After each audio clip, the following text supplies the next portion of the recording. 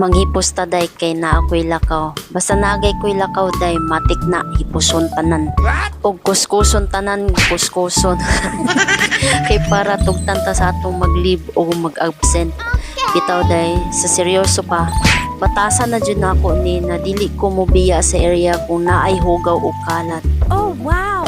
Dili ko magbilin na ikalabad o kasakit sa ulo sa kong kauban or amo. Ana akong batasan day. Ha? Kay para og mulakaw ko, wala sila ikalibak na ako.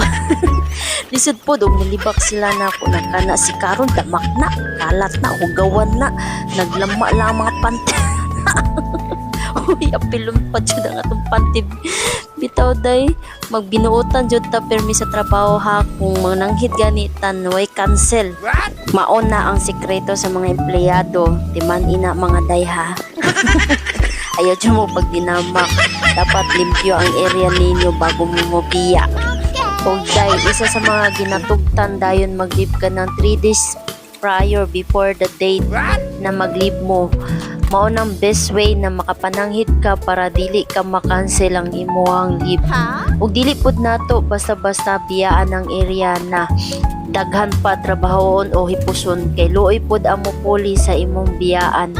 Ug isang pud rason 3 days before ang leave nimo makapananghid na ka kay para pud na naay ipangita na kapuli nimo sa area o sa naa kay kauban na dili nimo makasabay mag-absent pud.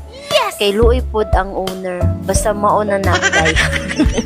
Kung naay mga emergency pwede ra biglaan mag-leave day. Ha? Og pasalamat na lang pod ko na nadiriya ako ang work. Kay sa uban Ha? na kung company day higpit kayo ang uban company manggod. Dili ka basta-basta maka-absent og leave kung walay proper letters or invalid reason. Ha? Kung ka mag-anak lang nimo na mo hospital, mag-ask pa na. Wala dahil mo og bantay o mo process.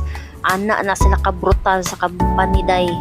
Mao nang maski unsa pa ka behave or ka maayo na empleyado. Ha? Maembyer na jud ka sa mga company na higpit kaayo.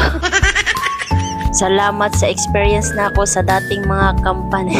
Kung diri na lang ko taman sa akong share mga day. Og salamat sa pagpaminaw ninyo. Bye-bye!